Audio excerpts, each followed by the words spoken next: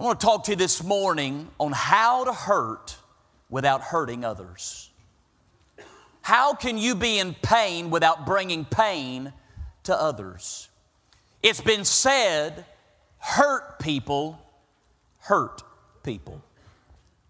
Hurting people will bring hurt to other people. You get a wounded dog and you go to pick that dog up, what's that dog probably going to do to you? It's going to bite you. You get a cat bound for an eternal hell, what's that cat going to do to you? It's going to scratch a fire out of you. If you're a cat person, we all have problems. We'll pray for you, okay? I don't know what to tell you. Now, unfortunately, you come into a place like this and, man, people are excited and the choir's a blessing, the singing's a blessing, the teachers are a blessing, and just people everywhere. And you get this idea that everybody's got it together. Unfortunately, beside you and in front of you and probably behind you, there is a hurting person. This morning, I cannot make your hurt better. But I can give you some tools this morning from the life of King David on how you can hurt without hurting other people.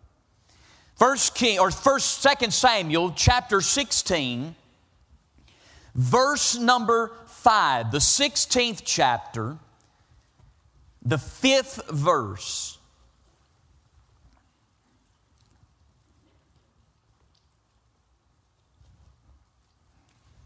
The 16th chapter, the 5th verse. And when King David came to Bahurim, behold, thence came out a man of the family of the house of Saul, whose name was Shimei, the son of Gera. He came forth and cursed still as he came. And as he cast stones at David and at all the servants of King David, and all the people and all the mighty men were on his right hand and on his left. You know what that means? That means that he's got people left, right. He's got people all around him. But watch what happens in verse 7. And thus said Shimei when he cursed, come out, thou bloody man, thou man of Belial. The Lord hath returned upon thee all the blood of the house of Saul, in whose stead thou hast reigned, and the Lord hath delivered the kingdom into the hand of Absalom thy son. Behold, thou art taken in thy mischief, because thou art a bloody man. Then said Abishai, the son of Zeruiah, unto the king, why should this dead dog curse my lord the king? Let me go over, I pray thee, and take off his head. Watch what King David does. And the king said, what have I to do with thee, ye sons of Zera? So let him curse. Because the Lord hath said unto him, curse David. Who shall then say, wherefore hast thou done so? David said to Abishai and all his servants, behold, my son, which came forth from my bowels, seeketh my life. How much more now shall this Benjamite do it? Let alone, let him curse, for the Lord hath bidden him. It may be that the Lord will look on mine affliction, and the Lord will requite me good for his cursing all this day. Brothers and sisters, this morning we come into the apex of the judgment of God on the life of King David. You remember what God told through the prophet Nathan in the sin of Bathsheba. He said, David, because you have brought blood and death upon the life of Uriah, the sword will never depart from your house. David is now walking in the height of the judgment of God. His own son Absalom has rebelled against him. He's brought the rebellion to a way now David and all of his mighty men have to get up out of Jerusalem and make their way down the Kidron Valley, up and over the Mount of Olives, come down the Mount of Olives on the side of Bethany. And as they make their way down into the Jordan Valley, here is this broken, dejected, heart-shattered man named David, whose own flesh and blood has stabbed him in the back. He's walking out to a city, and he gets to this place called Bahurim, and he gets there, and out comes an old foe, the family of King Saul. And he goes by this man, and this man from the family of King Saul, this man named Shimei, does 4 things. The Bible says, number 1, he curses David. Number 2, he mocks David's person and says, you deserve everything coming to you. Number 3, he picks up rocks and throws it at King David. And then number 4, he starts kicking up the dust all around King David. What does David do? I'm going to tell you what I'd have done. I'd have looked at the mighty men on my right side, and I'd have looked at the mighty men on my left side and said, sick 'em, baby. But David looks and says, do nothing. Don't touch him.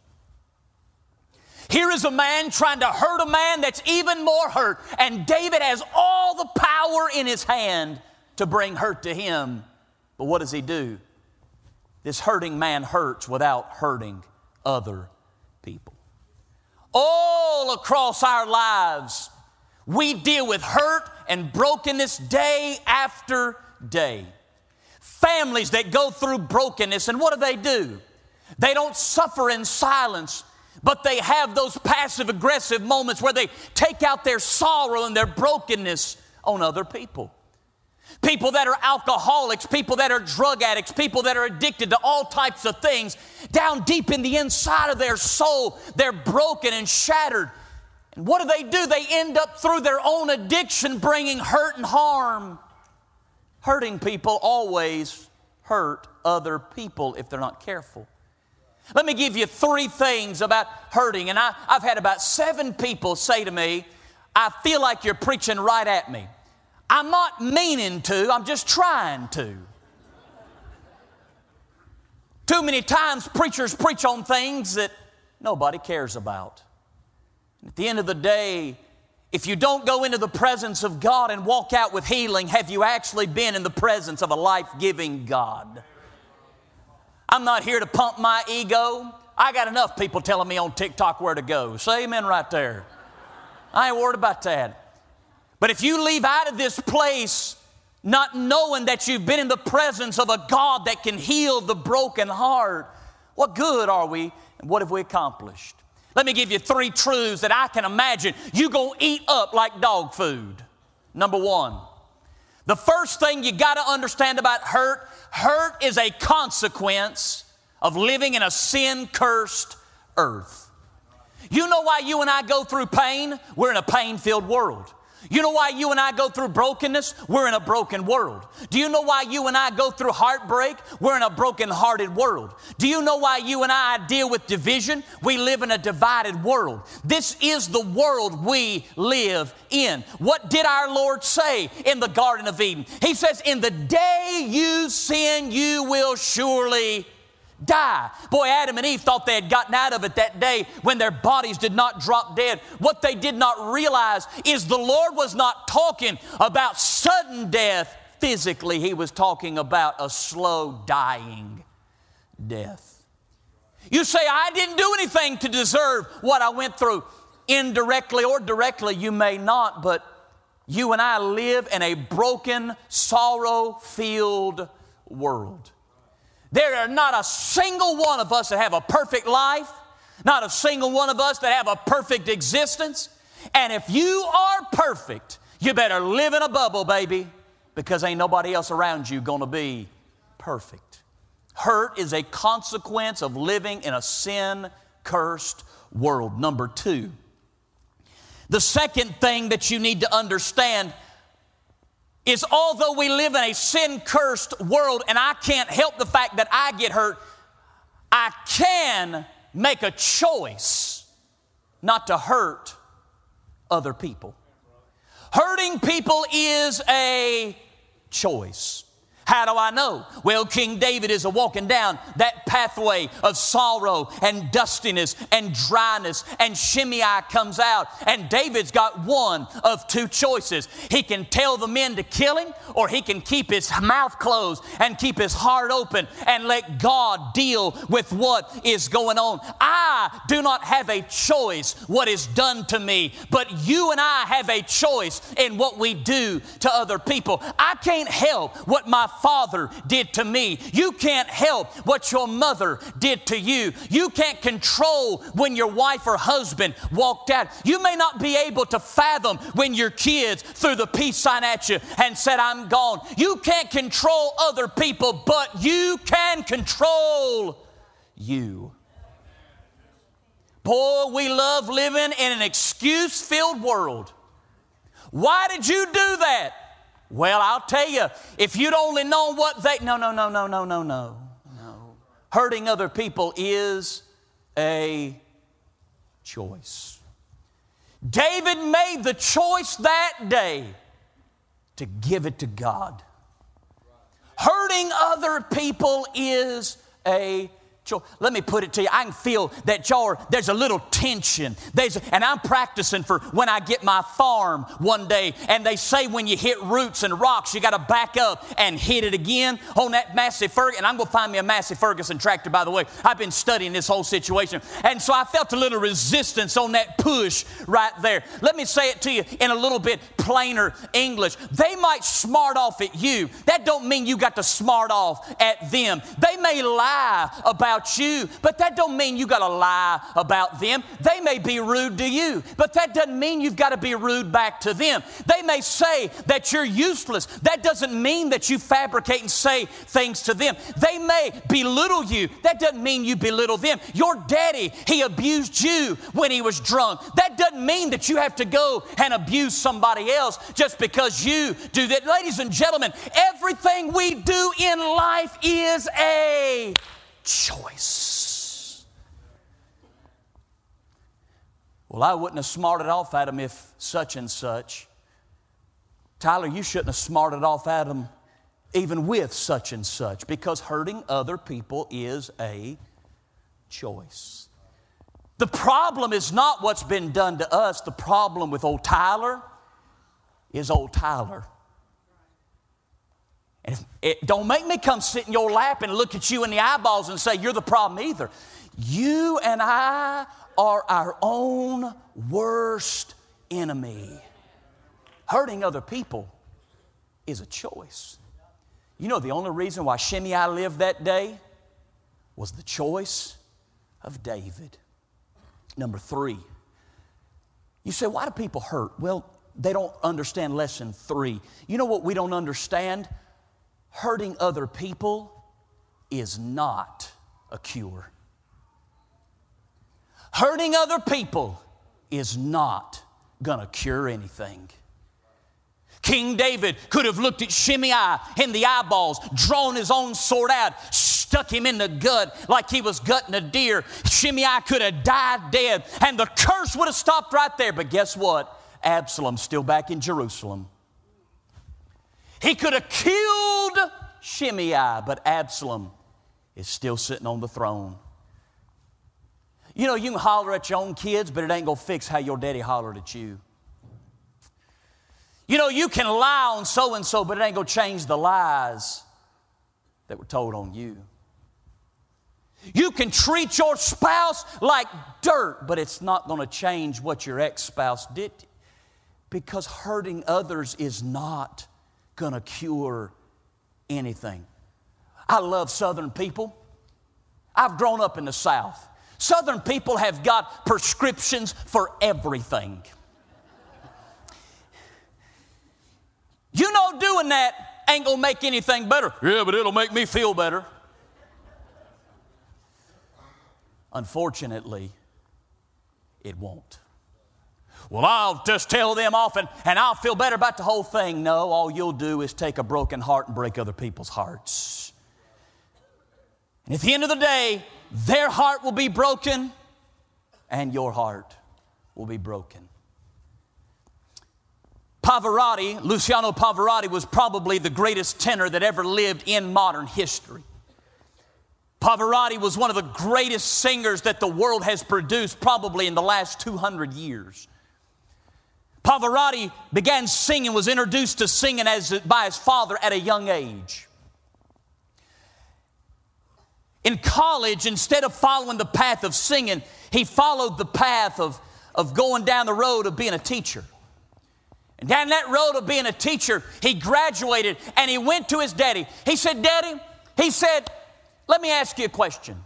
Should I be a teacher or should I be a singer?" His daddy looked at him and said, "Luciano, it doesn't really matter which one you do, but if you try to sit in both chairs, you'll simply fall in the middle."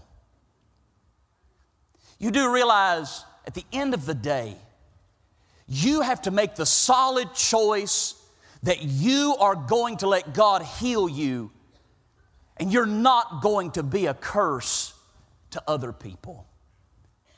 Because if we're not careful, the perpetrators of hurt will come from the padded pews of our churches. And the ones that ought to be administering healing will actually be the ones that are simply passing out hurt. David was from the city of Jerusalem, the city of peace. The moment he cuts the throat of Shimei, no longer is he the king of peace. He is now the king of war.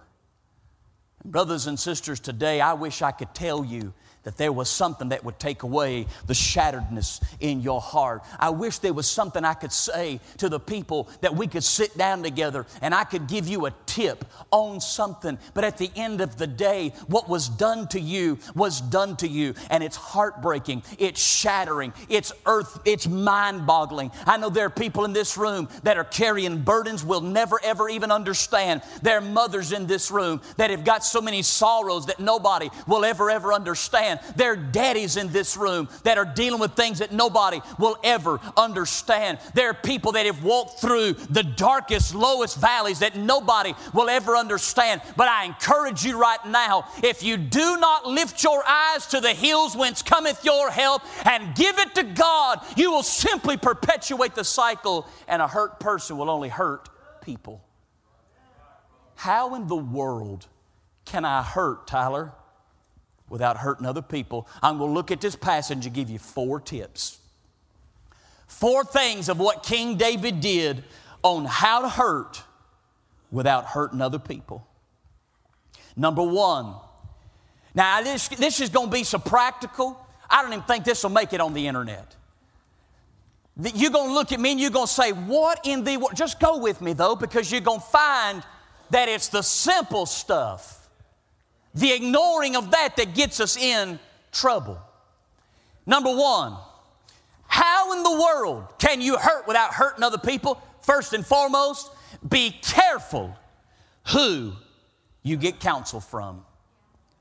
Be careful who you take counsel from. You better be real careful who you let in your earshot. You say, where in the world did you get that? Well, look at verse number 9, if you will. Then said Abishai, the son of Zeruiah, unto the king, why should this dead dog curse my lord the king? Let me go over, I pray thee, and take off his head. You know who David's looking to? He's got men on his right side and he's got men on his left side. And man, old Shimei gets to railing against him, raging against him.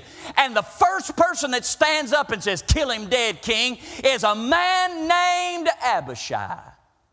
Why does that matter? Well, if you were to go back to chapter 3, Abishai had 2 brothers, Joab and Asahel. And there's a division between the house of Saul and the house of King David. And the house of Saul, Abner, goes to Abishai's brother, Asahel, and sticks a spear under his 5th rib and kills him dead. Do you know what Abishai does to the man that hurt him? He kills Abner against the words of King Saul or King David. Now go with me here. Abishai was a hurt man that hurt other people. So whenever David is hurting, guess what Abishai does? He's a hurt man telling this guy to go hurt somebody else. He's a biased source. Isn't it amazing who we take advice from in our lowest seasons? Don't y'all sit there and look at me like you take wise counsel. Brothers and sisters, this is what we are very prone to do. You know, the human species is an interesting group of people. You know what we do? We learn through time how to work things. And what we do is we learn who to talk to that we know will tell us what we want to hear. And then we learn who not to talk to, who ain't going to tell us what we want to hear. And all the people that know what I'm talking about said, yeah, amen, I'm telling it right. Yeah, if David listens to Abishai, he's just going to perpetuate the cycle. He looks at him and he says, he doesn't call him Abishai. He calls him, ye sons of Zeruiah. Do you know what the name Zeruiah means there in that verse? It's the Hebrew word which literally means the cut or the wound in a tree from where sap runs out. He looks at him and he said, you wounded man, you're going to tell me to go wound somebody else? You better be mighty careful who you take advice from. Hey, can I give you a phrase that you ought to write in your Bible and apply to a lot of different situations? I feel like this is a tweetable quote. I know Twitter or whatever, it ain't there no more, but I feel like it's a good quote. Are you ready? Do not take advice from people who've been where you've been. Take advice from people who are where you hope to be, because they know how to get there. Do not take advice from people that have walked through divorce. If you're going through divorce, you know why? They may have come out on the other side bitter, cantankerous, mean, ugly, rude, and I mean just Do not talk to somebody who's been where you've been. Talk to somebody who's got it together and say, want you to tell me how to make that happen. Don't talk to people who've been where you've been. Talk to people who are where you hope to be. Y'all know I had a workplace injury the other week. I did. Now, I'll be just downright honest with you.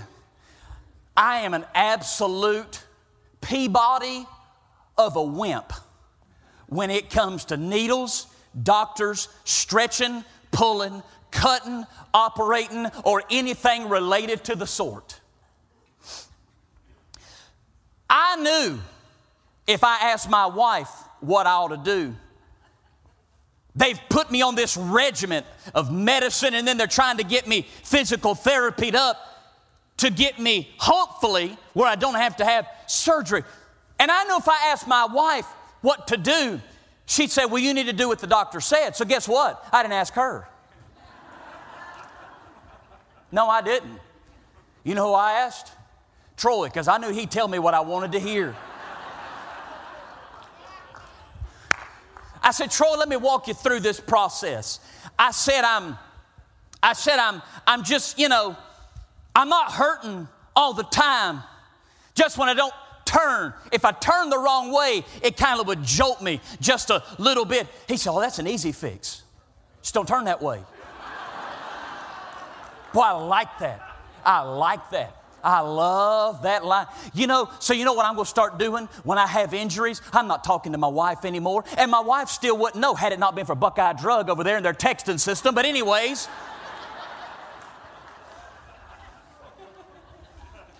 No, at the end of the day, if I listen to who makes me feel good in the moment, I'm going to have issues in the long term. So I went to that physical therapist. And that lady, I said, now you tell me I said, do I really need to come back? I said, I think I can do all this stuff. She said, no, you ain't got to come back. I said, oh, I like that. She said, now look, if you don't do it right, she said, what's going to happen is scar tissue's going to get in there and fluid's going to start building up, and you're going to wake up one day looking like a 900-pound man and have your own show on TLC. I can do what I want to do. I can get advice from whoever I want to get advice from. But you better make sure that you're listening to the right people and who you're getting advice from. Jackie Robinson was the man that broke the color barrier in Major League Baseball. Jackie Robinson was hated among most southern cities. One day he had traveled to an opposing ball team's park. What happened is he messed up on the field, and I mean they were just absolutely letting him have it. He went out to take his position in the field, and due to an error, there were people throwing all types of things at him. A man on the opposing team whose name was Pee Wee Reese left the opposing dugout and walked out to him and stood beside him and put his arm around him, symbolizing to the people, I'm with him. There were people on Jackie Robinson's own team that said, he's not wearing the right uniform to take advice from and to be on your side. He said, it does not matter if someone has the same outward uniform on as me. It only matters if they've got the inner man that's the same as me. Brothers and sisters, you better be mighty careful just because somebody acts like you want them to act and knows what you think they ought to know when they give you advice, because they will lead you down a path that can get your life all messed up. Number two, be careful who you take advice from. Number two, in verse number 10 and 11, be careful to remember who sent the hurt. Be careful that you remember who sent that hurt to you. Can I show you something in verse number 10 at the end of the verse? Curse David, who shall then say, wherefore hast thou done so? And David said to Abishai, to all his servants, behold my son which came forth from my bowels. How much more shall this Benjamite do? Let him alone. Let him curse, for the Lord hath bidden him. You know what David said? He said, I'm not about to hurt that man. The only way he's doing what he's doing is because God told him to do it. Can I tell you a real deep truth that is hard for me to swallow? Every good thing and every heartbreaking thing has been allowed by God. Now, I don't like that. I don't want to have to deal with that. I don't want to have to think about that. But every good and bad thing has been allowed by God. John Corson said this. He said, it is the encouragement that builds us up, but it is the criticism that makes us stronger. Amen. Boy, I walked into that physical therapist's office, and I said, now, let's just walk, because listen, I don't know if you've ever been in a physical therapist's office, but there's two people in there. There's two kinds of people. You ready? There's the really old hip replacement people, and then there's the young athletes who have busted up their legs, knees, and elbows, and they just in there just grinding it out just to get better. So I walk into that physical therapist's office, and I'm sitting there.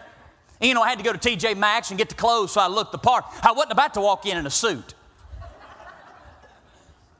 So I went in there, and there were two old people on the wall. And look, if you were being gay, don't get mad at me. You know I'm telling what I'm about to say, right? They're on that, and they got that rubber band on the wall, and this is what they're doing. And the lady's like, are you feeling okay? And so help me, that sweet little old woman goes, I feel the burn. I thought, I may not be a he-man, but son, I'm going to jerk that rubber band off the wall if they put me on that thing. And so help me, I can't even do what this kid in there, he couldn't have been 18 years old. You could tell he played football, and he was just trying to get back on to get into his senior. I mean, he was running up and down the little stairs. He was doing the little, what do they call them, the burpees, where you jump up, fall back down, do a push-up, jump back up, fall back down. I thought, nah, give me the rubber band.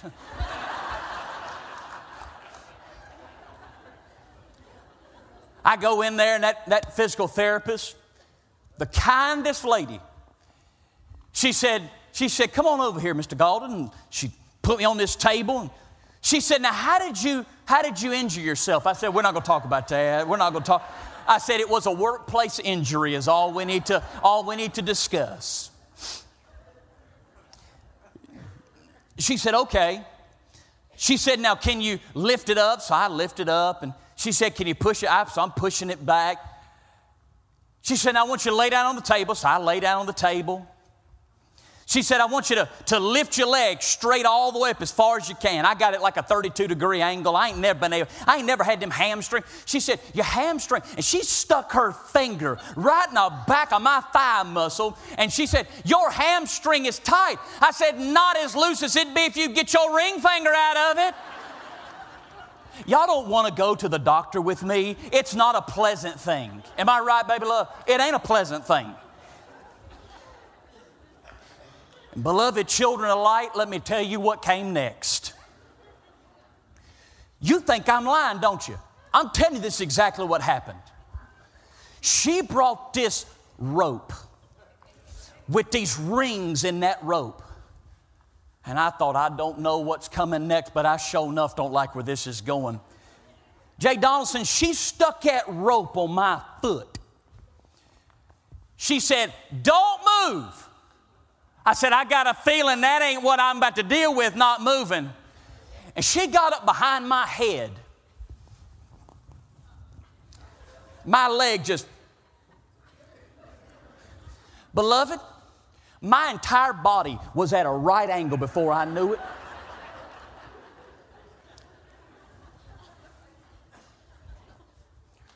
I looked at her, I said, you gonna have to stop.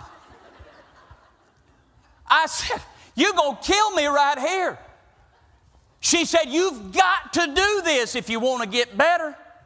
I said, let me die a cripple.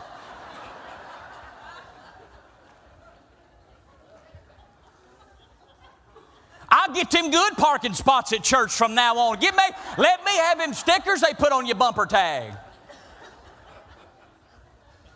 And I'm telling you, if y'all work in that physical therapist, y'all ought to be ashamed of what y'all do to people. And I mean, she is just inch by, and when I think that leg can't go no further, finally, she got that thing straight up in the air. And I'd had enough. I said, who told you to do that to me? She said, those are the doctor's orders.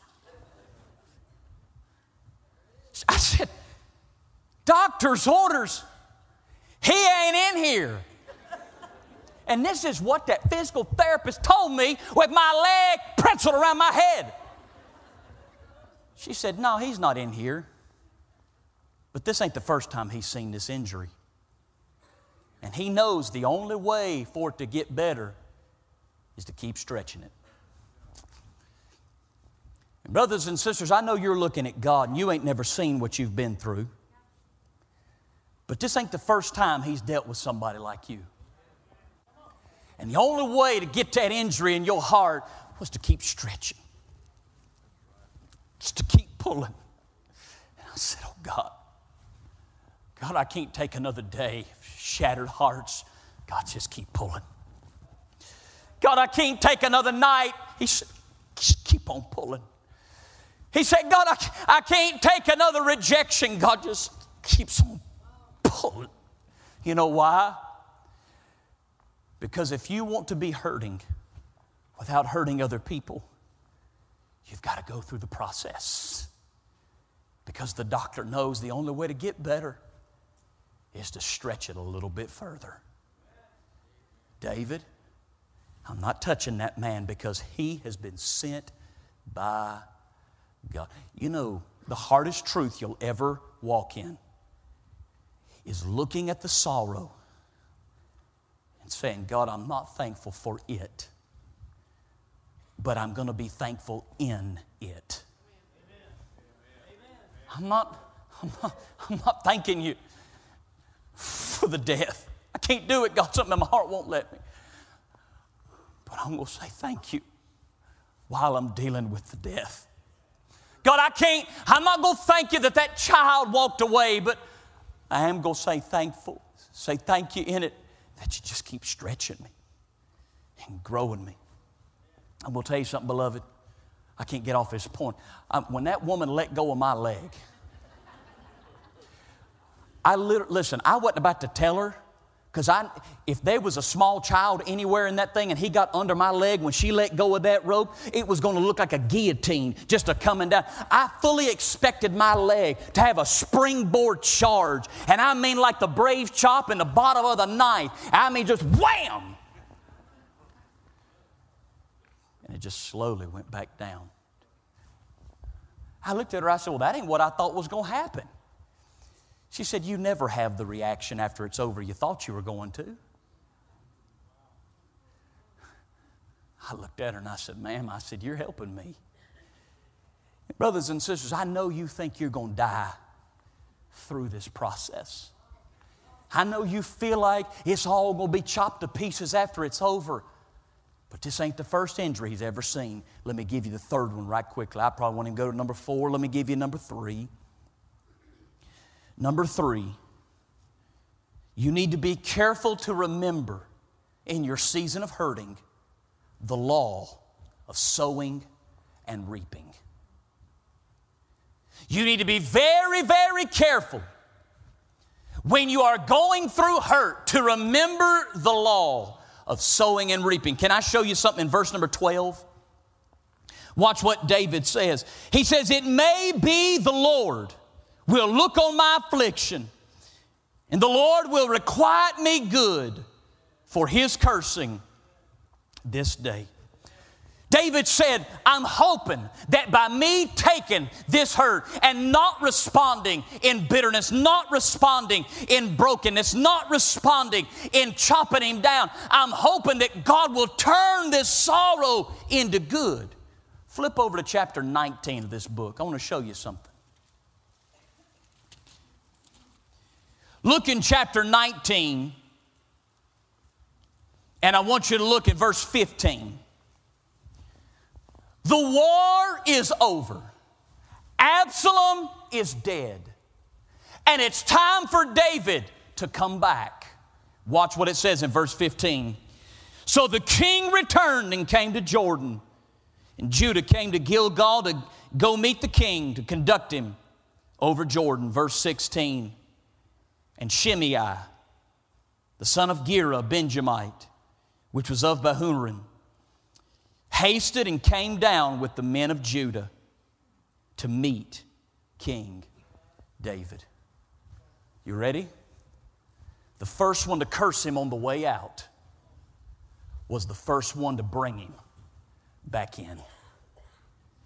You better be careful who you hurt walking out, because you may have to step over their blood walking back in.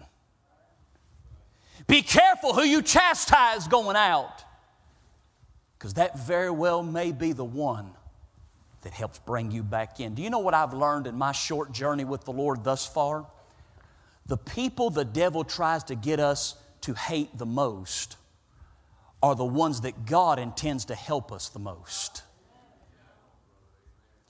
The ones that the devil is constantly planting those seeds of bitterness and wrongness and meanness against is probably the one God desires to help us the most. Brothers and sisters, if David had killed Shimei on the way out, when he came back in, the blood would have made the soil soft and would have hindered the chariot wheels rolling back. If you hurt people in your season of brokenness, all that's going to happen is when it's over, it's going to cause trouble when you try to come back in.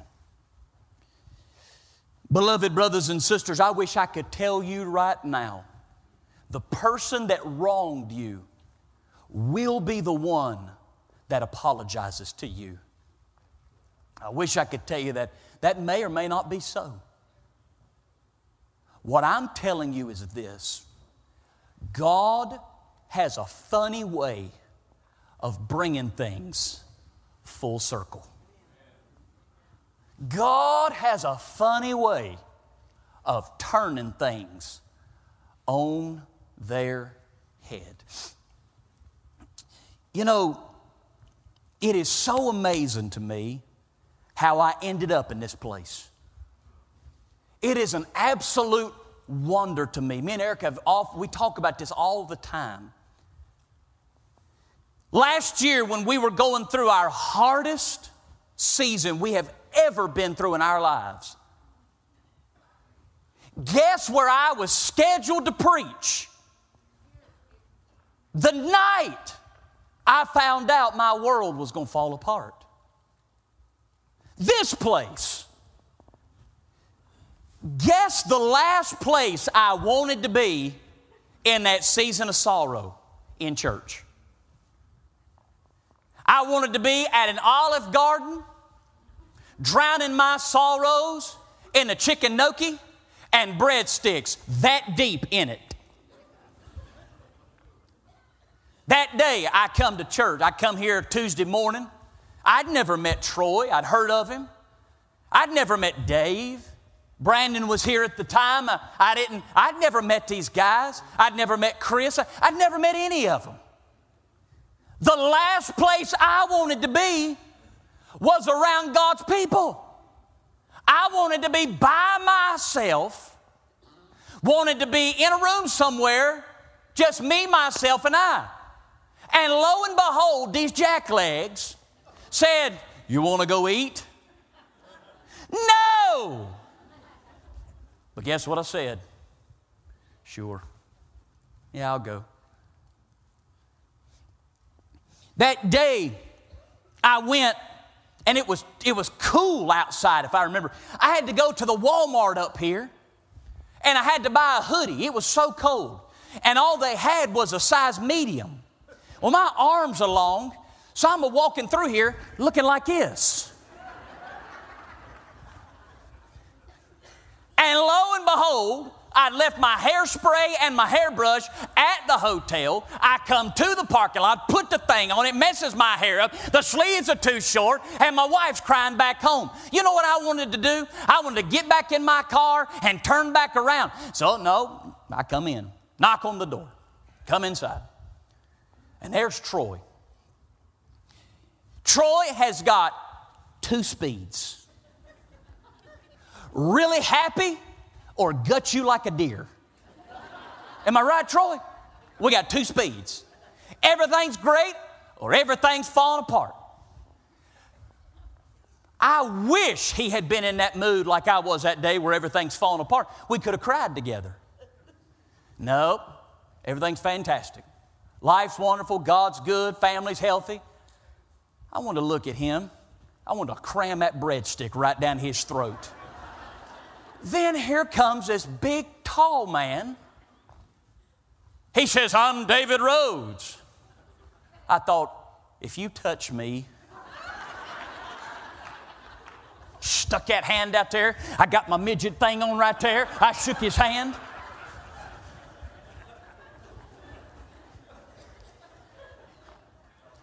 And then out, here comes Brandon. "How you doing?" I thought, I want to be around that guy right there. That's the guy I want to be around right there.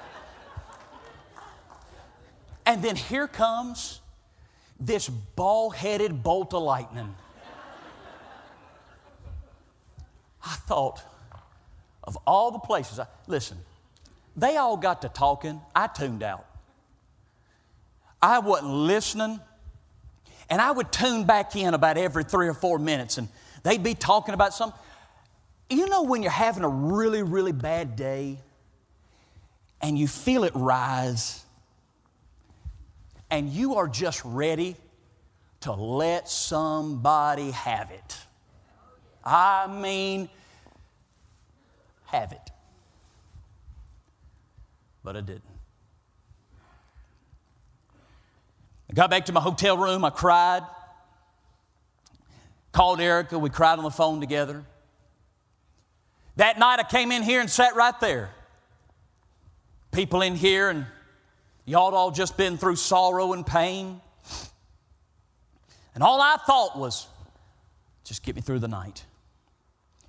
You know when you're having those really, really bad times, the devil always sends the stupid person to you. I can't be the only one that deals with that. And you see them coming. Oh, if you ain't never met that person, you may be that person. Okay. And I'm thinking, please, please, please. They say something. They walk away. I didn't say anything. I preach. I left that night. And I thought pulling out of town, God, just get me home. 1 year,